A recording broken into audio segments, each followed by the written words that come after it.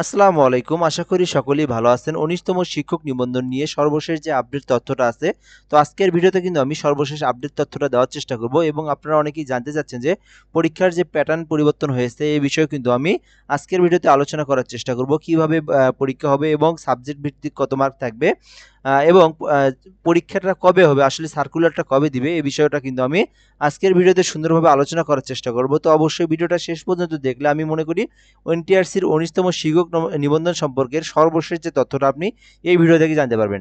So অবশ্যই শেষ পর্যন্ত দেখবেন। আরেকটা বিষয় হচ্ছে, আপনি যদি চ্যানেলটাতে নতুন হয়ে থাকেন অবশ্যই সাবস্ক্রাইব করে রাখবেন। বাংলাদেশের যত সরকারি চাকরি সার্কুলার আছে আমার এই চ্যানেলে আপলোড করে দেওয়া হয়।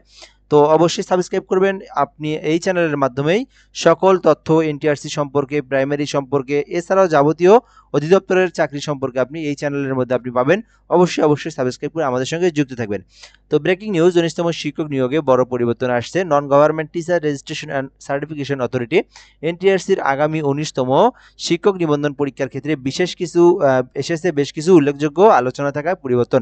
নিয়োগ প্রার্থীদের জন্য এ খবর বড় সুযোগ ও চ্যালেঞ্জ একসাথে হয়ে দাঁড়িয়েছে। তো এর আগে ভিডিওতে আমি এই বিষয়টা নিয়ে আলোচনা করেছিলাম। এখান থেকে শুধুমাত্র দেখাইছিলাম এখান থেকে ২০০ নম্বর পরীক্ষা হবে একসঙ্গে, সে বিষয়টা বলেছিলাম। কিন্তু আজকের ভিডিওতে আমি এটার পাশাপাশি কোন সাবজেক্টে কত মার্ক থাকবে এবং কিভাবে এখানে পরীক্ষার প্যাটার্ন যেটা পরিবর্তন হয়েছে, নতুন যে প্যাটার্ন কাঠামো, সেই কাঠামোটা কিন্তু আমি এখানে সুন্দরভাবে আপনাদেরকে বুঝিয়ে দেওয়ার চেষ্টা করব এবং পরীক্ষার যে সার্কুলারটা, ১৯তম সার্কুলারটা কবে প্রকাশ হবে এটাও কিন্তু আমি আপনাদেরকে সুন্দরভাবে আলোচনা করার চেষ্টা করব। তো দেখেন, ১৯তম শিক্ষক নিবন্ধন সার্কুলার নিয়ে এইবার নিয়ে মোট ৪ বার কিন্তু নীতিমালা চেঞ্জ হয়েছে, অর্থাৎ পরীক্ষার যে পদ্ধতি ৪ বার, অর্থাৎ এইটা আপনার প্রকাশ করার কথা হয়েছিল জুলাই মাসের ২০০০ জুলাই মাসের ২০২৫ সালের জুলাই মাসে পরীক্ষার সার্কুলার প্রকাশ করা কথা হয়েছিল। জুলাই, আগস্ট, সেপ্টেম্বর, অক্টোবর পর্যন্ত চলে গেছে, নভেম্বরে আমরা চলে আসছি। তো প্রতি মাসে একবার করে কিন্তু তারা ৪ মাসের এনটিআরসি ৪ বার পরীক্ষার পদ্ধতি চেঞ্জ করেছে, যার কারণে কিন্তু এখন পর্যন্ত সার্কুলারটা তারা প্রকাশ করেনি। তো সর্বশেষ তারা এই প্যাটার্নটা পরিবর্তন করে এই যে এটা তারা সিলেক্টেড করে দিয়েছে। তো সর্বশেষ তারা জানিয়েছে এই পদ্ধতিতে তারা পরীক্ষাটা নিবে। তো কি পদ্ধতি সেটা আমরা জানি এবং শেষে আমরা দেখব যে পরীক্ষার সার্কুলারটা কবে দিবে। তো এখানে আমরা একটু দেখে নিই আগে। স্কুল ও কলেজ পর্যায়ে আগামী পরীক্ষা হবে মোট ২০০ নম্বরের। তো মোট হবে ২০০ নম্বরের। যেমন এর আগে আমরা পরীক্ষা দিয়েছিলাম, প্রথম ধাপে হচ্ছে ১০০ মার্কের, তো প্রিলি যেটাকে বলি আমরা। তো এবার কিন্তু আপনারা সরাসরি ২০০ নম্বরের পরীক্ষা দিবেন, অর্থাৎ আপনি প্রিলি এবং লিখিত দুইটাই একসঙ্গে হবে আর কি। যেখানে প্রথম ভাগে থাকবে, অর্থাৎ আপনার এটা আর কি ২০০ নম্বরের একসাথে পরীক্ষা হবে, ঠিক আছে। সো আলাদা করে আপনাকে লিখিত দিতে হবে না, আপনি একবারেই আপনার লিখিত এবং প্রিলি দুইটার কাজ হচ্ছে একসঙ্গেই হবে আর কি। সেই বিষয়টা কিন্তু এখানে দেওয়া আছে, যেখানে প্রথম ভাগে থাকবে সাধারণ বিষয়ভিত্তিক পরীক্ষা, বাংলা, ইংরেজি, গণিত, সাধারণ বিজ্ঞান, এবং প্রতিটি বিষয়ে ২৫ নম্বর করে থাকবে, অর্থাৎ ৪টি বিষয় থেকে মোট ১০০ নম্বর। সেই বিষয়টা এখানে দেওয়া আছে আলাদাভাবে। ১৯তম শিক্ষক নিবন্ধন পরীক্ষা বড় পরিবর্তন। স্কুল ও কলেজ পর্যায়ে এবারের পরীক্ষায় সাধারণ জ্ঞান বিষয়টি থাকছে না। তো যেমন এখানে পরীক্ষা হবে নিচে ৪টি বিষয়ে, এবার কিন্তু আপনার সাধারণ জ্ঞান বিষয়টি থাকছে না। তো এখানে আপনার কিভাবে হবে তাহলে সেটা আপনি একটু দেখতে পারেন এখান থেকে। আমি যদি একটু জুম করে নেই তাহলে আপনি আরো ভালোভাবে বুঝতে পারবেন। তো এখানে বাংলাতে থাকবে ২৫ নম্বর। বাংলাতে থাকবে কি ২৫ নম্বর। পরীক্ষা কিন্তু ২০০ নম্বরের মধ্যে হবে। তো এখানে বাংলাতে থাকবে ২৫ নাম্বার, তারপরে হচ্ছে ইংরেজিতে থাকবে ২৫ নম্বর, তারপরে গণিতে থাকবে ২৫ নম্বর এবং সাধারণ বিজ্ঞানে থাকবে ২৫ নম্বর। অর্থাৎ বাংলা, ইংরেজি, গণিত এবং সাধারণ বিজ্ঞান মিলে মোট হচ্ছে ১০০ নম্বর, ঠিক আছে। বাংলা ২৫, ইংরেজি ২৫, গণিত ২৫, সাধারণ বিজ্ঞানে ২৫, মোট ১০০ নম্বরের জেনারেল পরীক্ষা হবে। এর সঙ্গে থাকবে বিষয়ভিত্তিক পরীক্ষা, অর্থাৎ যার যে সাবজেক্ট সেই সাবজেক্টের ভিত্তিতে কিন্তু ১০০ নম্বর থাকবে। আপনারা যে সাবজেক্টে আপনারা লেখাপড়া করছেন, স্নাতক করছেন, ডিগ্রি করছেন, সো সেই সাবজেক্টের ভিত্তিতে কিন্তু আপনার ১০০ নম্বর থাকবে। সেই বিষয়টা কিন্তু বলা আছে, এখানে দেওয়াই আছে। এর সঙ্গে থাকবে বিষয়ভিত্তিক ১০০ নম্বর পরীক্ষা, অর্থাৎ মোট হবে ২০০ নম্বর। সেটাই কিন্তু আমি আপনাদেরকে বোঝানোর চেষ্টা করতেছি। অর্থাৎ ২০২৫ সালের এনটিআরসির ১৯তম শিক্ষক নিবন্ধনে মোট পরীক্ষা হবে ২০০ নম্বরের, যেখানে বাংলা, ইংরেজি, গণিত, বিজ্ঞানে থাকবে ১০০ নম্বর এবং আপনার যে সাবজেক্ট আছে সেই সাবজেক্টের ভিত্তিতে থাকবে ১০০ নম্বর, মোট হচ্ছে ২০০ নম্বর। তো আশা করি আপনি এই অংশটুকু সুন্দরভাবে বুঝতে পেরেছেন। এরপরে যদি আমরা এখান থেকে বলি মাদ্রাসা পর্যায়ে যারা হচ্ছে আপনার আলিয়া মাদ্রাসা থেকে পড়ালেখা করেন, সো তাদের এখানে বিষয়টা বলা আছে। এই পর্যায়ে মোট ২০০ নম্বর পরীক্ষা হবে।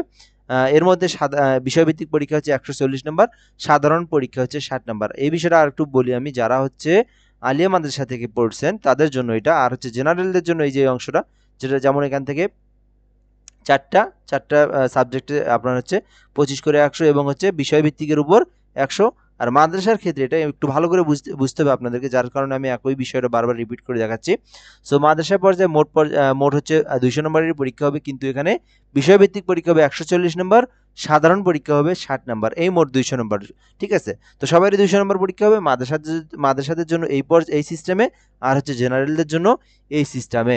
তো এখন হলো যে বিষয়টা আমরা দেখবো এখান থেকে, যেমন বাংলাতে 15 নম্বর, ইংরেজিতে 15 নম্বর, সাধারণ জ্ঞানে থাকবে 15 নম্বর, সাধারণ বিজ্ঞান 15 নম্বর, অর্থাৎ বাংলাতে 15, ইংরেজিতে 15, 15 15 30, সাধারণ জ্ঞানে থাকবে 15 এবং গণিত এবং সাধারণ বিজ্ঞানে থাকবে 15, মোট কিন্তু 60 মার্ক থাকতেছে। এবার হচ্ছে মাদ্রাসাদের জন্য। ঠিক আছে, সো পাস মার্ক যদি আমরা এখান থেকে বলি কিভাবে আপনার প্রসেসটা হবে। সো স্কুল পর্যায়ে 1, স্কুল পর্যায়ে 2, মাদ্রাসা পর্যায়ে সব পরীক্ষার পাস নম্বর নির্ধারণ করা হয়েছে 80, অর্থাৎ মোট 200 নম্বরের মধ্যে আপনি যদি 80 পান তাহলে কিন্তু আপনি উত্তীর্ণ হবেন। তো এর আগে কিন্তু ছিল 40 মার্কের মধ্যে, 40 পাইলেই কিন্তু উত্তীর্ণ ছিল, কিন্তু এবার হচ্ছে আপনি 200 মার্কের মধ্যে পরীক্ষা, যার কারণে কিন্তু 80 মার্ক পেলেই আপনি উত্তীর্ণ হবেন। তো এখানে সবচেয়ে চমকপ্রদ পরিবর্তন যেটা, পূর্বের 18টি নিবন্ধন পরীক্ষায় লিখিত পরীক্ষা থাকলেও এবার কিন্তু 19তম শিক্ষক নিবন্ধনে কোনো লিখিত পরীক্ষা হবে না, শুধু প্রিলিমিনারি ও ভাইবা পরীক্ষায় উত্তীর্ণ হলেই সরাসরি প্রাইমারি শিক্ষক নিয়োগের মতোই সুযোগ মিলবে ইনশাল্লাহ। সো এখন এই বিষয়টা আপনাদেরকে একটু বলি। তো দেখেন, এর আগে যেমন আপনি, যেটা আমি একটু আগে প্রথমে আপনাদেরকে বললাম সংক্ষিপ্তভাবে, যে প্রথমে আপনি হচ্ছে প্রিলি দিছিলেন এর আগে যে পরীক্ষাগুলোতে, তারপরে প্রিলিতে উত্তীর্ণ হলে প্রিলিতে 40 পাওয়ার পরে আপনারা উত্তীর্ণ হলে লিখিত পরীক্ষা দিতে হতো, লিখিত পরীক্ষায় উত্তীর্ণ হলে তারপরে কিন্তু ভাইভাতে সাকসেসফুল হইলে তারপরে কিন্তু আপনার চাকরিটা হয়ে যেত। সো এইবার প্রসেসটা হচ্ছে ভিন্ন। আপনি যদি আবেদন করবেন, ফার্স্ট স্টেপ হচ্ছে আপনাকে আবেদন করতে হবে। আপনি আবেদন করার পর আপনার অ্যাডমিট কার্ড উঠায় আপনি পরীক্ষা দিবেন। তো ওই পরীক্ষা আপনাকে 200 মার্কের মধ্যে পরীক্ষা হবে প্রিলি। সো এই 200 মার্কের মধ্যে আপনি যদি 80 মার্ক পেয়ে থাকেন, তো তাহলে কিন্তু আপনি এখান থেকে এনটিআরসির 19তম শিক্ষক নিবন্ধনের 200 নম্বরের মধ্যে যদি আপনি 80 পান, তাহলে আপনি ফার্স্ট স্টেপে আপনি উত্তীর্ণ হলেন। সেকেন্ড স্টেপ হচ্ছে ভাইবা, অর্থাৎ আপনি এইটা হলেই মোটামুটি বলা যায় যে আপনার চাকরির 95% কনফার্ম।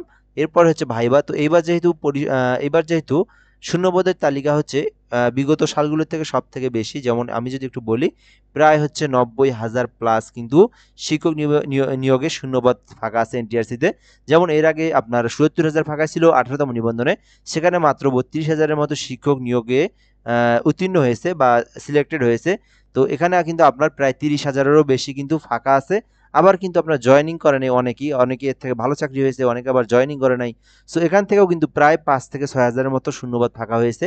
তো আবার কিন্তু পূর্বেরও কিন্তু শূন্যপদ ফাঁকা ছিল, এই মোট কিন্তু 90,000। আবার কোথাও কোথাও বলা হচ্ছে যে 1,20,000 কিন্তু শূন্যপদ ফাঁকা আছে। তো এবার কিন্তু অবশ্যই বিশাল একটা সুযোগ। তো এই জন্য আপনারা এটাতে প্রিপারেশন নিতে পারেন। এখান থেকে আপনারা যদি, আমি মনে করি আপনি যদি 200-র মধ্যে 80 মার্ক পেয়ে থাকেন এখানে, আপনি যদি এই প্রথম স্টেপে উত্তীর্ণ হতে পারেন, পরবর্তী যে স্টেপটা আছে ভাইবা, তো আশা করা যায় এখানে আপনারা একটু ভালো আপনাদের যে ভাইবার যে নীতি নিয়মগুলো আছে এগুলো যদি একটু ঠিকভাবে করতে পারেন, তাহলে ইনশাল্লাহ হয়ে যাবে।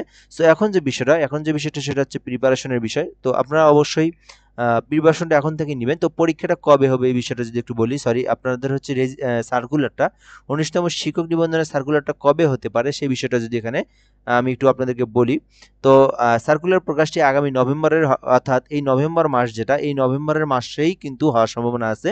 তো যদিও এটা আপনার এর আগে হওয়ার কথা ছিল, তো এই যে পরীক্ষার প্যাটার্ন পদ্ধতি বারবার পরিবর্তন করার কারণে কিন্তু এটা পিছিয়ে গিয়েছে।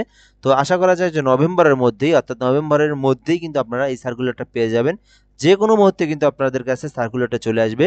তো প্রস্তুত থাকতে হবে। সবথেকে বিষয় হলো যেটা, সবথেকে যে বিষয়টা সেটা হচ্ছে আপনারা অবশ্যই নভেম্বর মাসের মধ্যে হোক অথবা ডিসেম্বর 25 সালে পাবেন, এটা আপনি 100% শিওর। তবে নভেম্বর মাসের মধ্যে আপনারা 99% আপনারা এই মাসের মধ্যেই যে কোনো সময় আপনারা সার্কুলারটা পেয়ে যাবেন। যেমন প্রাইমারি প্রধান শিক্ষকও কিন্তু আপনারা বলতেছিলেন যে দিবে কি না দিবে, 25 সালে দিবে কি না দিবে।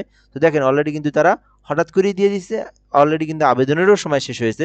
তো এটাও কিন্তু আপনারা এইরকম দেখবেন যে আপনারা দিবে না বলতেই কিন্তু এক সময় দিয়ে দিবে। তো এই হলো বিষয়। আপনারা এখন যে কাজটা সেটা হচ্ছে প্রিপারেশন নেন। পরীক্ষা আপনার পরীক্ষা কিন্তু আপনার বেশি দিন দেরি করে না। এটার আবেদনের সময় শেষ হওয়ার পরে মাত্র ২ থেকে ২.৫ মাস তার মধ্যে কিন্তু পরীক্ষাটার সূচি দিয়ে দেয়। সো এইজন্য সময় কিন্তু খুবই সংক্ষিপ্ত। আপনার প্রিপারেশনের যেকোনো সময় সার্কুলার পাইলে সবার আগে আমি এই সার্কুলারটা এই চ্যানেলে আপলোড দেব। তো এজন্য অবশ্যই সাবস্ক্রাইব করে রাখবেন। সবার আগে আপনি এই চ্যানেলেই ১৯তম শিক্ষক নিবন্ধন সার্কুলারটা এই চ্যানেলের মাধ্যমে সবার আগে আপনি পেয়ে যাবেন ইনশাআল্লাহ। তো এজন্য অবশ্যই আমাদের সঙ্গে যুক্ত থাকবেন, সাবস্ক্রাইব করে রাখবেন। আপনারা প্রিপারেশন নেন। আশা করা যায় ইনশাআল্লাহ এবার সবার জন্য ভালো কিছু হবে। তো এ পর্যন্ত ভিডিওটা, ধন্যবাদ, ভালো থাকবেন। আসসালামু আলাইকুম।